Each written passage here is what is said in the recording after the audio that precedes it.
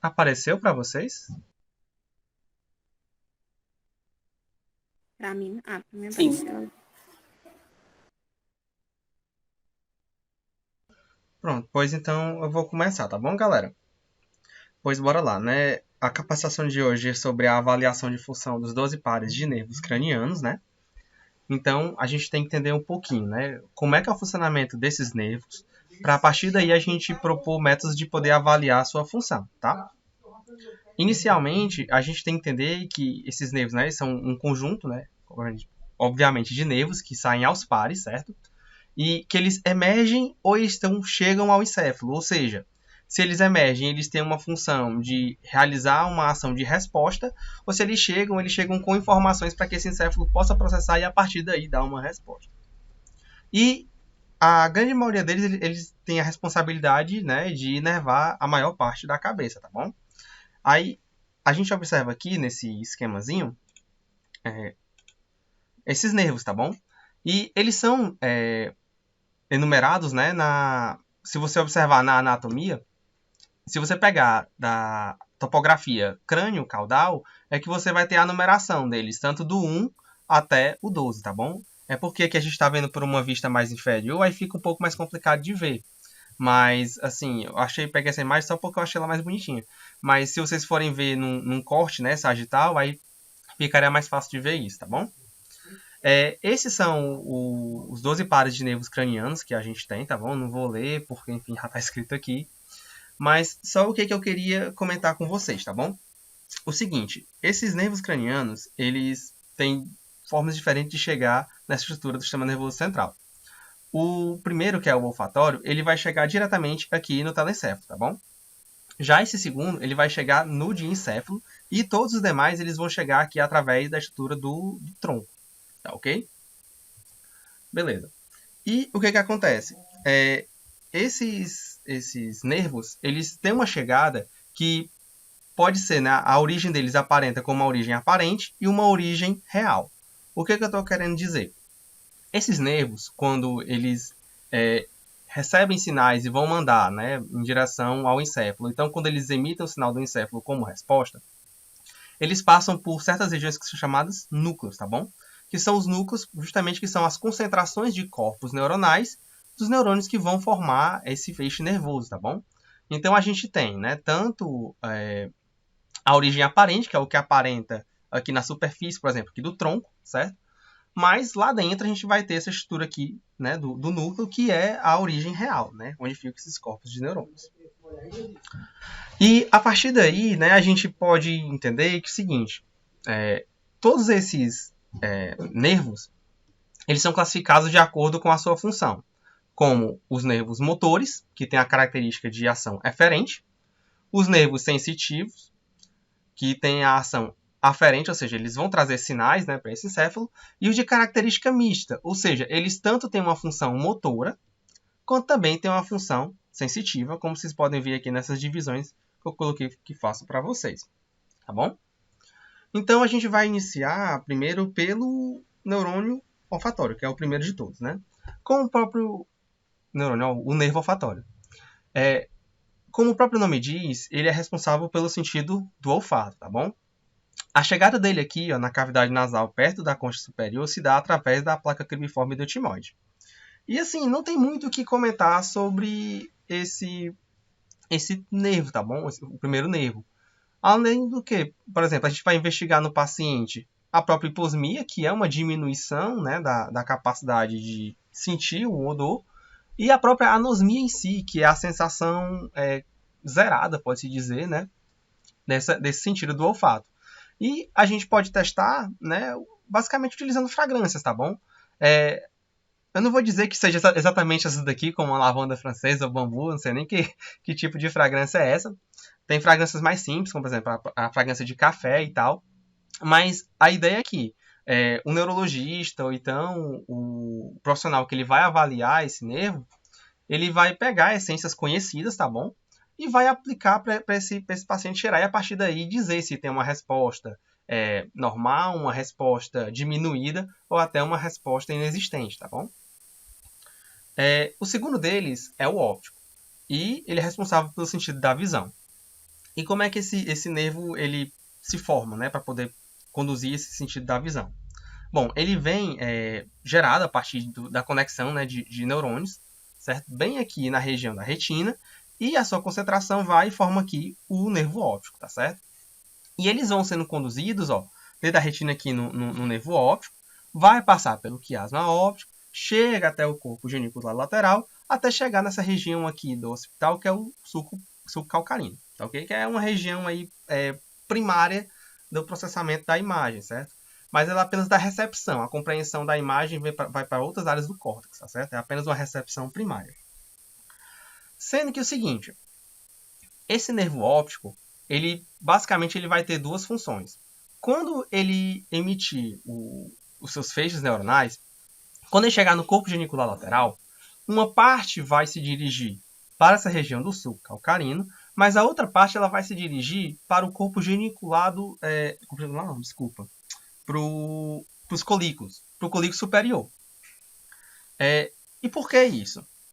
Mais ou menos 90%, né, desses feixes nervosos que vão para o sulco calcarino, eles têm realmente a função de produzir a imagem, né? A gente vê a imagem e depois interpretar na outras regiões corticais. Mas esses outros 10 a 5% mais ou menos que vão lá para o colículo superior, eles têm a função de realizar o processo de acomodação visual. Como assim? Vocês vão ver que o óptico ele tem a função da recepção da imagem, mas há outros nervos cranianos que eles vão ter a função de realizar a movimentação ocular. E a partir daí, justamente dessa informação que chega no colículo superior, que a gente vai ter o movimento, a gente vai ter a necessidade, né, vai reconhecer a necessidade de movimentação desse globo ocular para que exista a acomodação visual. O que eu estou querendo dizer? Vamos dizer que você esteja correndo. Então você está correndo, a sua cabeça fica para cima e para baixo, para cima e para baixo. Sendo que você percebe que você nunca perde o centro da sua visão. Isso ocorre por quê? Porque justamente você está vendo, mas parte dessas imagens que chegam aqui do nervo óptico, elas vão para o colículo superior e induzem respostas dos nervos que vão justamente controlar esse globo ocular. E aí ajuda a focalizar a imagem, tá bom? Certo. Aí, ok. O que a gente pode testar com relação à visão e o nervo óptico, né? A gente tem, por exemplo, possibilidade de testar o campo visual.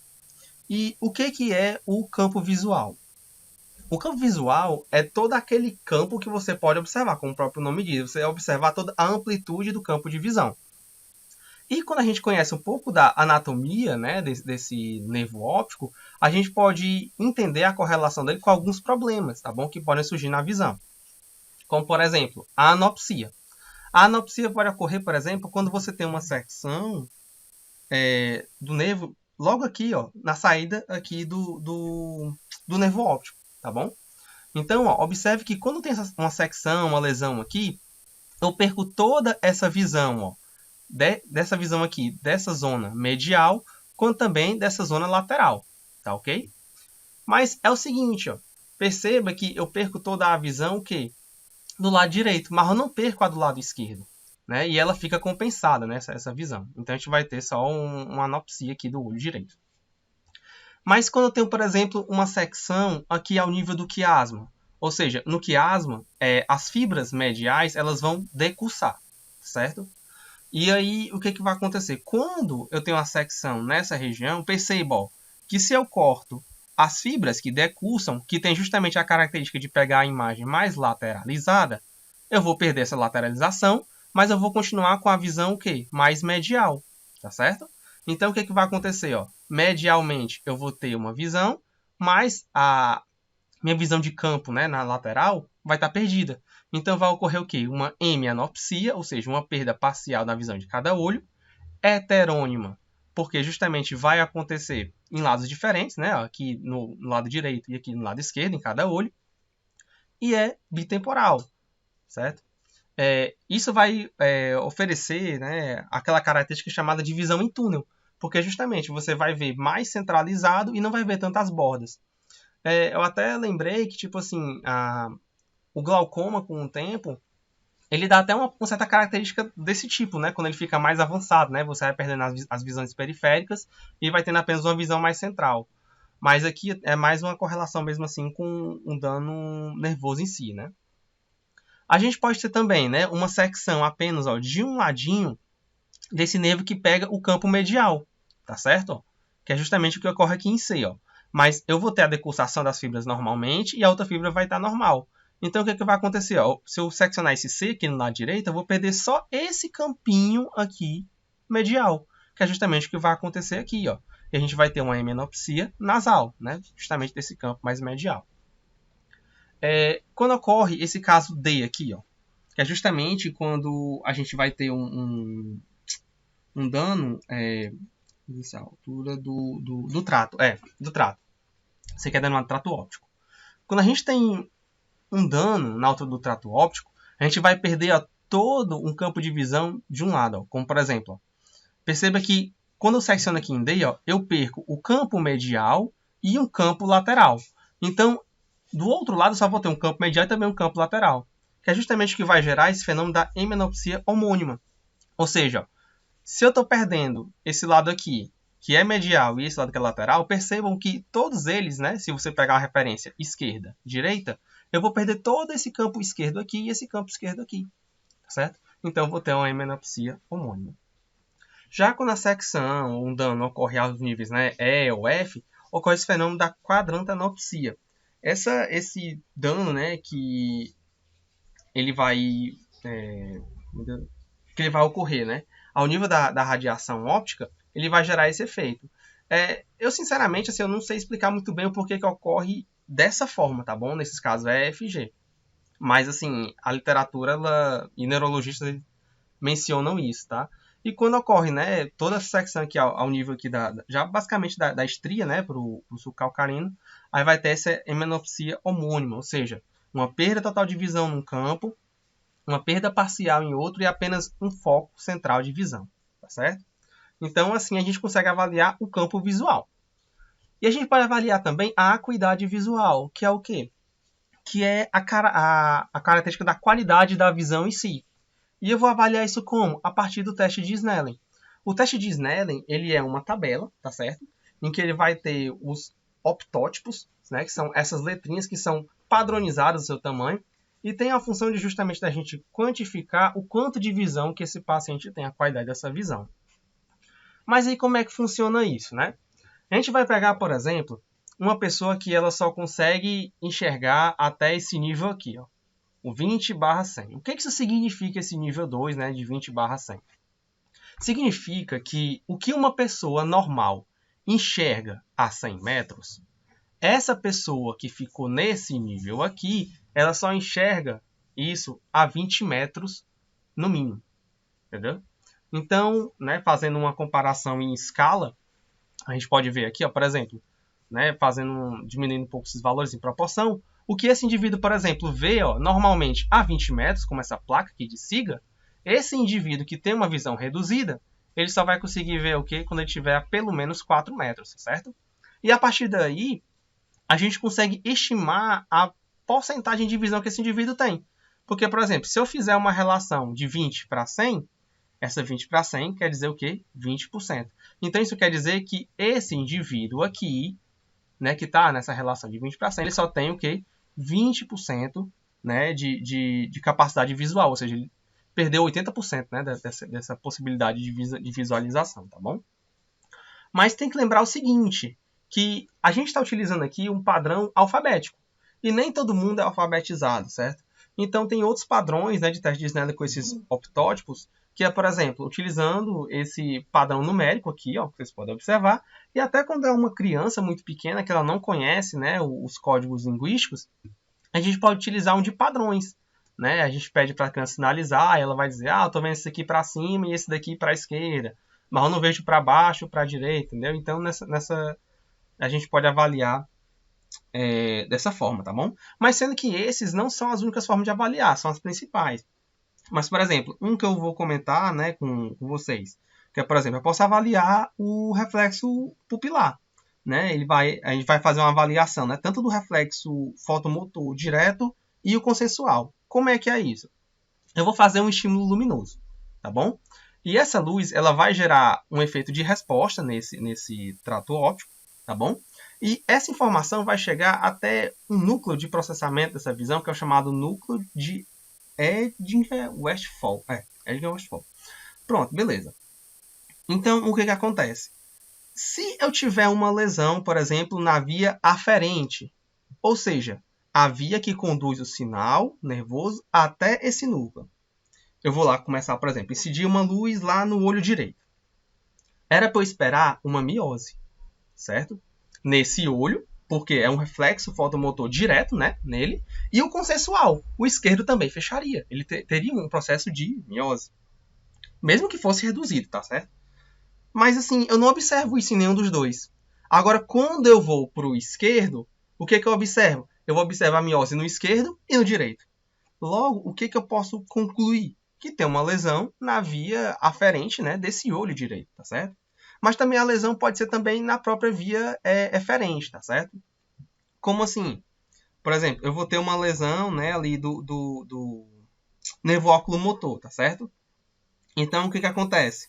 Eu posso pegar, incidir uma luz contra um olho, certo? E aí eu vou observar uma anisocoria, que é uma assimetria. Uma vai estar em miose, outra vai estar em midríase, tá certo? Nesse tamanho das pupilas. E aí, é isso. É o que eu lembro. E também tem o próprio exame oftalmoscópico, né? Que vai utilizar aquele negócio, o exame do fundo de olho, em que eu vou observar, né? A própria estrutura da retina em si, eu vou observar processos lesivos, e aí eu vou conseguir identificar, né, a necessidade de um tratamento cirúrgico, medicamentoso e tal. Mas isso aí é um método mais assim, mais direto de observar mesmo a estrutura em si. E aproveitando que a gente estava falando muito dessa parte de visão, eu vou falar do terceiro par craniano, que é o oculomotor, que ele é responsável pela movimentação ocular e de estruturas oculares, certo? Então veja que ele inerva aqui muita musculatura extrínseca no olho, né? A gente vai ter, por exemplo, o reto superior, o reto inferior, o músculo reto medial, também vai ter, né, a inervação dessa musculatura aqui, ó, que é o levantador da pálpebra superior, tá bom? Além também dessa musculatura aqui esfíncter da pupila. Então, o que eu posso esperar quando eu tenho, né, um funcionamento normal desse nervo oculomotor, essa conexão normal com essa musculatura? Eu vou conseguir olhar para cima, eu vou conseguir olhar para baixo, eu vou conseguir olhar mais aqui para o centro, próximo do meu nariz. Eu vou também ter a inervação aqui, ó, desse músculo que é o oblíquo inferior. Então eu vou conseguir dar uma olhada também mais inferior e lateralmente para cá. Além também, né, de levantar a pálpebra. Como eu disse, ele não inerva, né, esse músculo esfíncter da pupila. Então eu vou conseguir ter um processo de miose, tá certo? E também eu não falei aqui, mas ele inerva também, ó, esse músculo ciliar. E esse músculo ciliar ele é responsável pela tensão aqui, ó, no cristalino, que é uma lente responsável pela acomodação visual aqui em cima da retina. Então, de toda forma, quando a gente pensa em um problema, né, por exemplo, no oculomotor, eu posso esperar, por exemplo, quando o paciente ele tem uma diplopia, certo? Se o olho, né, vamos supor que esse aqui seja o olho esquerdo. Se o olho direito está normal, focando num certo ponto, e o olho esquerdo ele não consegue fazer essa movimentação e focar no mesmo ponto que o olho direito, eu vou ter uma visão dupla, que é justamente essa diplopia, tá certo? Eu posso ter também, né, tipo assim, se eu tenho uma parada aqui dessa musculatura mais medial, né, do reto medial, eu posso ter esse olho desviando mais lateralmente, certo? Por causa, né, do próprio essa musculatura aqui que é o reto lateral, tá? Que eu vou comentar posteriormente. Eu posso ter também, no caso, né, se eu não consigo fazer essa constrição da pupila, eu vou ter midríase, tá certo? Constante, eu não vou conseguir fazer miose. E também, como eu falei, o próprio cristalino, se eu tiver um problema, né, na inervação dessa musculatura ciliar, eu vou ter um problema o quê? De acomodação da visão, tá certo? Pois é. Já com relação ao abducente, ele é responsável, né, pela contração do reto lateral do olho, que é justamente, ele tem a função de abduzir, né, esse olho, por isso esse nome mesmo. E ele vai fazer essa movimentação o quê? Mais lateral. É apenas esse músculo aqui, ó, que está seccionado, tá certo? Ó. Então, o que acontece? Quando ele funciona normal, você consegue o quê? Olhar para a lateral, olhar para o seu lado, tá bom? E quando isso não acontece, o que vai haver? Vai haver um predomínio da musculatura do outro lado, que é essa musculatura medial, lá do óculo motor. Logo, esse olho vai tender a ficar o quê? Mais medial. E aí eu vou ter o mesmo problema. Eu vou ter o problema da diplopia e, né, como eu falei, o desvio medial. E por fim, o troclear, que é justamente essa musculatura aqui, ó, que tem o suporte dessa estrutura que é a tróclea, tá certo? Esse nervo troclear, ele vai inervar essa musculatura, que é o músculo oblíquo superior, tá bom? Ele vai ter essa função aqui, ó, de fazer com que o olho olhe para a lateral e mais inferiormente, tá bom?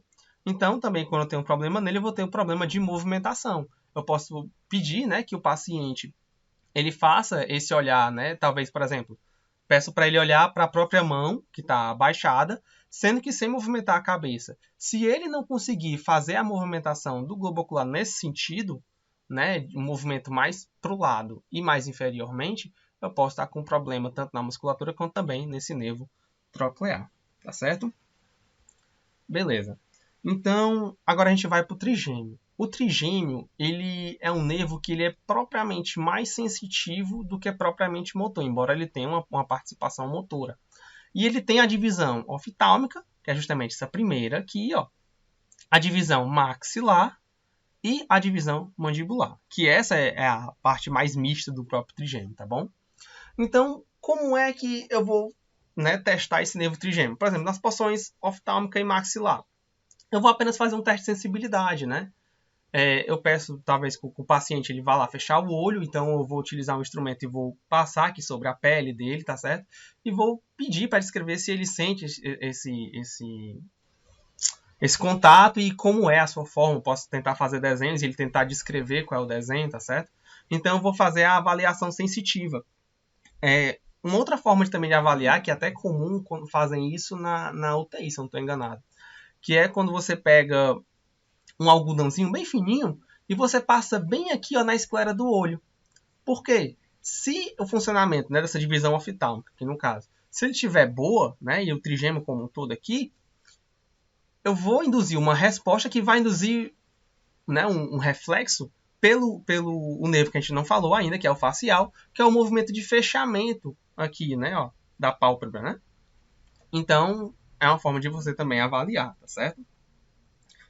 Isso é chamado de o reflexo córneo-palpebral, tá bom? E tem também, no caso, né, só queria comentar, porque tem os nossos colegas da odonto aqui no grupo, que é a parte da neuralgia do trigêmeo, né, que a gente é uma condição em que o paciente ele tem um problema nesse nervo trigêmeo, às vezes pode ser um processo compressivo, tem várias etiologias que pode gerar, que é um processo de dor, né, nessa região da face, né, e que pode acontecer espontaneamente por muito tempo. Então, assim, é um nervo interessante de você estudar e desconfiar quando surgem sintomas assim, tá bom? E como eu falei, esse trigêmeo ele tem, né, nessa sua porção mandibular, uma função mais motora. E a função motora com relação ao quê? Com esses músculos da mastigação, que são o quê? A gente vai ter essa musculatura pterigóide, pterigóide lateral, pterigóide medial, o masseter, tá bom? A gente vai ter também, né, esse músculo aqui tensor do véu palatino, vai ter essa musculatura aqui, ó, pro tensor do tímpano, tá bom? Então, galera, como é que eu vou avaliar essa parte motora do trigêmeo? Eu não disse que ela é relacionada com a mastigação? Então, vamos lá. Eu vou pegar esse paciente e vou pedir, por exemplo, realize um movimento de mastigação. Aí a gente vai observar se está tendo um funcionamento normal dessa musculatura massetérica, dessa musculatura temporal, tá bom? Eu vou pedir também que ele faça a lateralização da mandíbula, tá bom? Que ela tem principalmente a ação desse pterigóide lateral, tá bom? E aí o que vai acontecer? O pterigóide lateral ele tem a função de pegar, né, essa mandíbula e aí ele vai deslocar um pouco mais para frente e para baixo. Então o que acontece? Se eu tiver, por exemplo, né, vamos supor, se eu tiver um problema aqui nesse pterigóide lateral aqui do lado esquerdo, tá bom? Quando eu pedir a movimentação, né, dessa ossada aqui, né, dessa estrutura do indivíduo, o que vai acontecer? Ele só vai conseguir movimentar para o lado que tiver com um problema, tá bom? Nessa inervação. Por quê? Porque, por exemplo, a contração desse lado direito, ele vai contrair e vai tender a mover a mandíbula assim, para esse lado de cá. Mas quando eu pedir para ele mover para o outro lado, ele não vai conseguir. Então, justamente, esse lado aqui que está mais móvel é justamente onde vai ter, né, esse problema. Né? Eu identifico qual é o lado que está com problema. Ok? Pois é. Aí agora a gente vai para o nervo facial. Eu tinha comentado um pouco sobre o facial. O facial, ele, assim como o trigêmeo, ele é um nervo misto, certo? Mas ele, diferente do próprio trigêmeo, ele tem uma função muito mais motora do que propriamente sensitiva. Embora, como eu disse aqui, ó, por exemplo, ele cura da parte da gustação, né, os 2/3 anteriores da língua. Então ele tem essa porção sensitiva. Ele também cura da parte, né, da secreção, né, salivar, das glândulas salivares submandibular, sublingual e a lacrimal.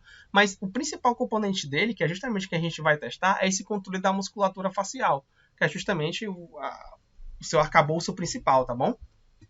Então veja, ele controla a musculatura facial, essa musculatura da mímica. Então veja aqui que a gente tem, ó, vários ramos, né, dele. Ó. Tem um ramo temporal, a gente tem um ramo zigomático, o ramo bucal, o ramo cervical. Então a gente pode fazer a avaliação desse nervo facial de diversas formas. Como, por exemplo, eu posso pedir para ele pegar e franzir a testa. Tá certo? Tentar fazer uma contração aqui, né, dessa musculatura do occipito frontal. E aí eu vou observar, né, se esse ramo temporal está funcionando normalmente. Eu posso pedir, por exemplo, para ele pegar e fechar os olhos e você fica tentando abrir, você testa a tensão dessa musculatura aqui orbicular, tá certo? Você pode também testar esse ramo zigomático pedindo para que ele movimente a narina para um lado e para o outro, né, um pouquinho. O ramo bucal, você pode também, né, medir, né, quantificar a força com que ele, por exemplo, consegue mexer essa musculatura. Você pode pedir, né, para ele tentar fechar, e aí você tentar abrir a boca e você observa a tensão nessa musculatura. Ou até também, por exemplo, um outro que é bem simples, pedir para ele mostrar os dentes sem propriamente abrir a boca, né, só abrindo o lábio, é uma forma. O ramo cervical, você pode pedir para ele fazer uma contração, né, no platisma, tá bom? Fazer aquela corrugação ali no pescoço. Então, é uma forma de você avaliar esse nervo facial. Ok, e a gente agora vai pro vestíbulo coclear. O vestíbulo coclear, galera, assim, ele tem duas porções, né? A porção vestibular, que é a que vai cuidar do equilíbrio, e a porção coclear, que é a que vai cuidar da audição. Então a gente tem duas formas, né, de avaliar as duas porções desse nervo, tá bom? A primeira forma que eu vou avaliar, que no caso eu vou focar primeiro aqui na parte vestibular, que é do equilíbrio, é você fazer o que é chamado de teste de Romberg. O que é o teste de Romberg? Você vai pegar o paciente, pedir para ele ficar paradinho em pé, com os pezinhos juntos, e aí, num período de 30 segundos, ele vai estar com o olho aberto, e no período de 30 segundos posterior, com o olho fechado. E nesses dois períodos de 30 segundos, você vai pegar esse paciente e vai dar umas leves mexidinhas nele. Mexe para a direita, mexe para a esquerda, mexe para frente, mexe para trás. O normal é que, quando ele tiver esse fenômeno da propriocepção com relação ao equilíbrio, é que ele volte ao estado normal. Ele tente se recuperar, né, para não cair, tá certo? Então, quando eu não observo uma resposta positiva para tentar se reequilibrar, eu posso ter um dano justamente nessa porção vestibular, ou então em estruturas relacionadas, né, com essa manutenção do equilíbrio. Eu também posso pedir para esse paciente ele ficar em pé, no pé só, tá bom? E testar o equilíbrio, ver se ele consegue passar um tempo.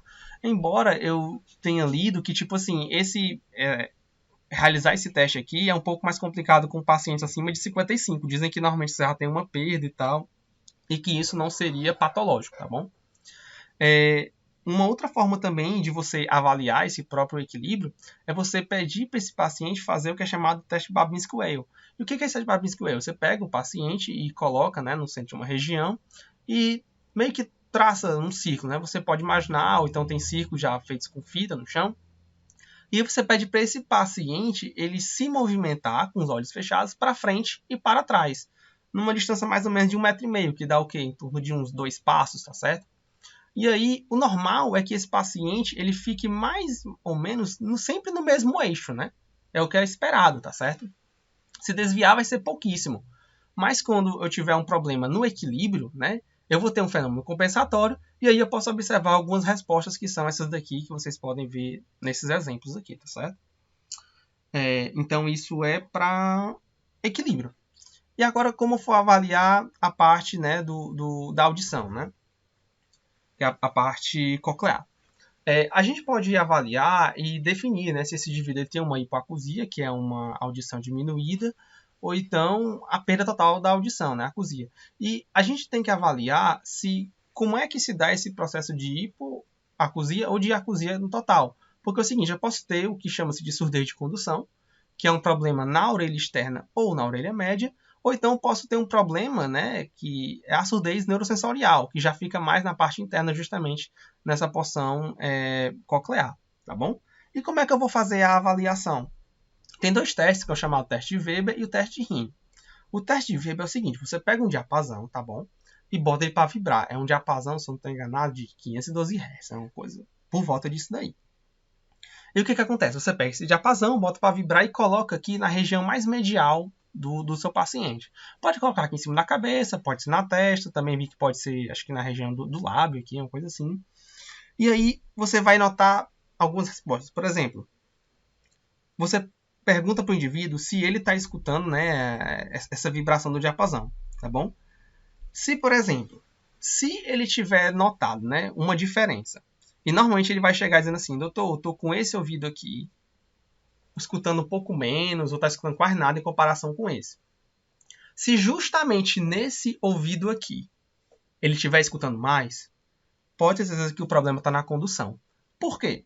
Porque quando esse diapasão ele vibra, eu vou utilizar o processo de condução óssea. E o processo de condução óssea, ele vai o quê? Vai passar por cima dessa condução aérea. Ele vai direto para a porção neural, né, dessa função de ouvir, e vai mandar esse impulso para o cérebro.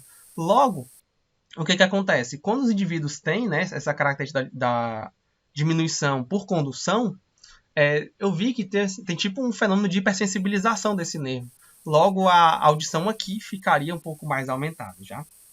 Já, por exemplo, quando isso ocorre já no ouvido que está já em bom estado, ou seja, se o processo do diapasão ele prioriza a condução neural, né, em vez da própria aérea para ir para a neural. Se eu estou escutando normal aqui nesse meu ouvido e no que ele refere que não escuta também não está ouvindo nada, então o meu problema é o quê? Neural. Entendeu? Não sei se vocês pegaram. Tipo, a condução principalmente é neural. Se eu não escuto no ouvido o que ele está referindo, se o processo principal é neural, então o dano é neural. Tá ok? E eu tenho também, né, o teste de Ring. O teste de Ring ele vai fazer também basicamente a mesma ideia. Vai fazer uma comparação entre a transmissão aérea do som com a transmissão óssea. Então, o que acontece? É esperado que o paciente ele escute mais, né, por mais tempo na própria audição aérea do que a própria óssea. Né? Tem até uma relação que é de 2:1. É tanto que você faz o teste de Ring, você tem que contar o tempo que ele escuta, né, por meio da audição óssea aqui, com o diapasão vibrando aqui atrás da orelha dele, certo? Nesse osso. E pela parte da audição aérea, tá bom? E qual que é o que eu posso observar?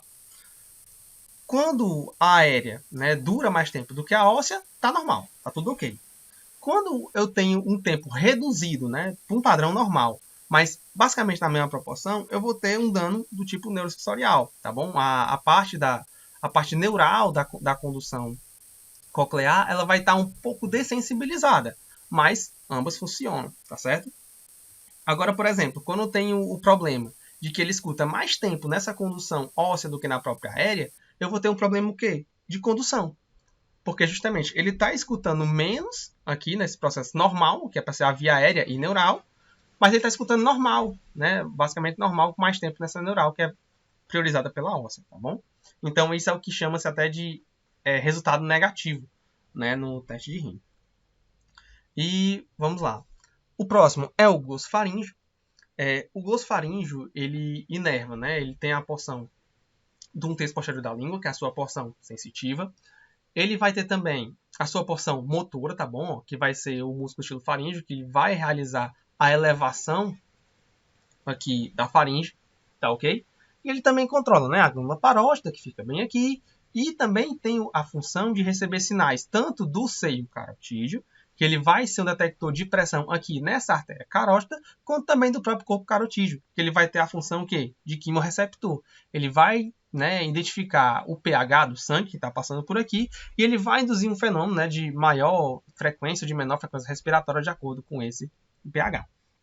Então, como é que eu vou testar basicamente o glossofaríngeo? A forma mais fácil no ambulatório, se eu for testar, ele não inerva o estilo faríngeo, que vai realizar a elevação da faringe. Eu peço para esse paciente levantar, né, abrir a boca e falar aquele famoso A. Quando ele começar a falar, eu vou observar uma abertura maior aqui para poder realizar a fonação, tá bom? E a própria abertura aqui dessa região da faringe. Se eu observar a elevação normal, tá tudo bem. Pelo menos por enquanto nessa parte da inervação do glossofaríngeo aqui. Mas se eu observar, por exemplo, que há uma elevação mais lateralizada do glosso faríngeo, ou seja, em vez da úvula se levantar assim na vertical, ela eleva-se toda torta. Aí realmente já estou tendo um problema, tá bom? De um dos lados, né, da inervação pelo glosso faríngeo, tá bom? O próximo, né, é o vago. O vago é um nervo muito louco, sendo sincero, porque ele inerva muita coisa, cara. Ele inerva o TGI, basicamente do começo ao fim. Ele inerva coração, inerva vaso, os pulmões, os brônquios, traqueia. Mas para a gente testar ele, né, bem rapidamente no ambulatório, eu vou me aproveitar o quê? Da inervação que ele faz na laringe, nessa região aqui, nessa musculatura, tanto que na parte das cordas vocais, né, próximos, essa região aqui ao redor da laringe. E o que eu vou fazer? Eu vou pedir para esse paciente começar a falar e eu vou notar padrões na fala dele. Se, por exemplo, ele começar a falar, aí eu senti que ele está tendo dificuldade de realizar a fonação, ele vai ter uma disfonia. Pode ser um probleminha já, né, que pode ter correlação com o vago. Ou então, por exemplo, se ele começar a apresentar disartria, ou seja, ele tem a fonação, mas ele não consegue articular bem esse som, o som sai meio estranho. Pode ser isso também. Ou então a própria dificuldade em deglutir, né, também pode ter uma correlação com o nervo vago, tá bom? Esse aqui é o penúltimo, né? É o acessório, tá bom? O 11º. Esse nervo acessório, ele tem, né, duas raízes, né, anatomicamente, que é a raiz craniana e a raiz espinhal. Aí, essa raiz craniana, ela vai ter o controle da musculatura do palato mole, faringe, laringe, mas o principal que a gente vai conseguir avaliar, principalmente pela raiz espinhal e assim o acessório também, é justamente a inervação que ele faz o quê? No esternocleidomastoide, aqui, ó, que ele vai ter a função de levar a cabeça para o lado, e o músculo trapézio, que dentro dessas muitas funções vai ter a função o quê? De elevar aqui, ó, pela clavícula, o ombro, tá bom? Então, o que é que eu posso fazer? Eu vou pedir para o paciente pegar e lateralizar a cabeça. Deita ela para a direita, deita ela para a esquerda. Se estiver conseguindo fazer isso, tá tudo bem. Aí eu pego o trapézio, eu peço para ele pegar e elevar os dois lados, e eu realizo uma comparação. Será que um lado está levantando mais do que o outro? Pode ser um problema de mobilidade da própria articulação, mas também pode ser um problema muscular ou pode ser um problema nervoso no acessório, na sua raiz espinhal, tá bom? Então eu posso avaliar isso também. E para finalizar, o hipoglosso. O hipoglosso, ele cuida da musculatura da língua, exceto o palatoglosso, que isso aqui fica a cargo do vago, tá bom? E aí o que acontece? Ele não controla a musculatura da língua, né? Vocês podem ver bem aqui, ó. Então eu posso observar algumas coisas com relação à língua, como por exemplo, eu peço para o paciente pegar e movimentar essa língua.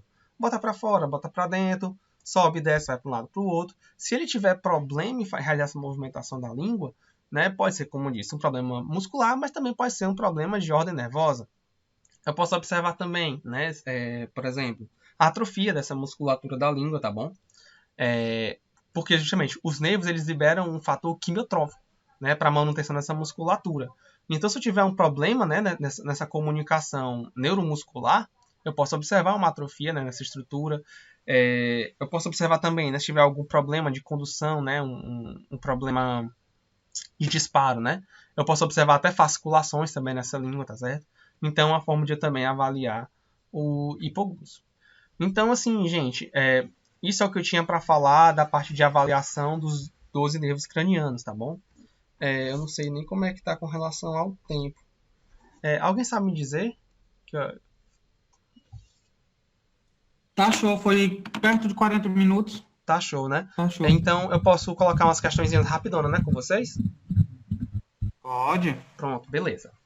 Pois bora lá. Vai ser um negócio Assim, bem... é porque eu vou ter que sair um pouco antes, porque eu tenho que me arrumar pra ir pra aula. Ah, Aula prática hoje. não, tranquilo. Vai ser rapidão mesmo aqui o negócio. Seguinte, ó, é só 2 casinhos bem simples, tá bom? A questão 1 é o seguinte, ó. O paciente, ele está se queixando com alteração no campo visual, né? Ó. Aí como ele fala, eu não consigo mais ver as bordas, né? Nem o que está ao meu redor. Conforme a imagem é a seguinte, isso aqui é uma ilustração da visão desse paciente. Isso aqui é uma visão normal e a visão que ele refere ter, tá bom? Então vamos lá. Identificando que a queixa tem origem num dano, né, no nervo óptico. E lembrando da capacitação de hoje da Linecar, o profissional conseguiu identificar a altura da lesão conforme o esquema que está aqui. Qual é a altura de lesão, né, desses tipos A, B, C, D, E ou F, que vai gerar esse fenômeno aqui, galera? Alguém de vocês sabe dizer? E, né, que é a lesão do plasma óptico. Isso mesmo, justamente. Justamente nessas fibras que vão decussar e vão pegar, né, essa visão mais lateral, né? A gente observa que se a gente tivesse uma lesão, né, ao nível de A, a gente perderia toda a visão aqui do lado direito, mas seria a visão do lado esquerdo e seria compensatória, né? Embora perdesse um pouco aqui desse campo aqui mais lateral que o direito pegaria, né? Aí, como o próprio Luiz falou, quando a gente tem uma lesão aqui, ó, ao nível, né, do quiasma óptico, eu perco essa visão mais lateralizada, ó, que eu vou ter, né, justamente essas fibras. Então, eu vou ter o que a gente chama, né, de visão em túnel. Se fosse, né, ao nível de C, eu ia perder, ó, toda essa visão aqui, ó, lateral, e essa visão aqui medial. Então, eu ia ter uma visão, né, uma hemianopsia encarando dos olhos, tá bom? Em D, né, isso é D, né? Em C, eu teria a perda só apenas, né, da hemianopsia apenas num único olho, né? Que seria, no caso aqui, essa visão mais medial. E o F vai ter aquele fenômeno da quadranopsia, né?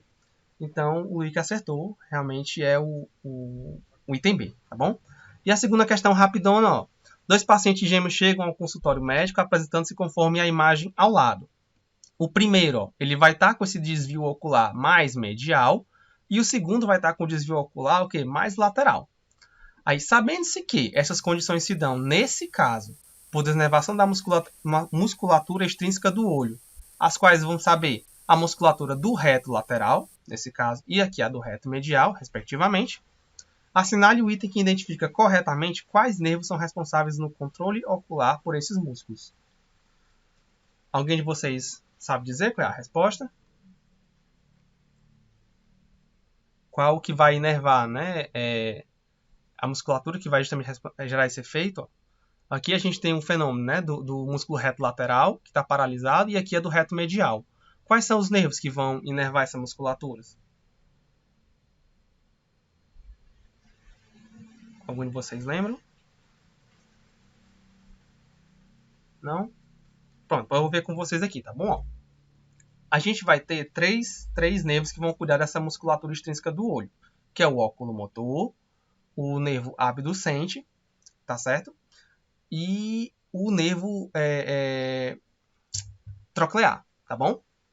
E o que acontece? O óculo motor ele vai cuidar justamente dessa musculatura do reto medial, tá certo? Então, quando eu perco o reto medial, eu vou ter uma visão que apenas mais lateralizada, porque o que vai cuidar desse músculo reto lateral é o abducente, tá bom?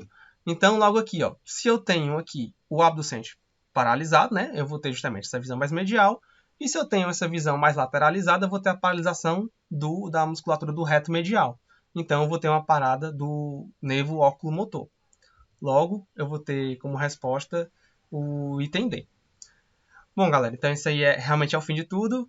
Muito obrigado pela atenção de vocês. E aí, se há alguma pergunta, vocês façam. Se eu souber responder, eu respondo. Se não, eu pesquiso, tá bom? Muito obrigado.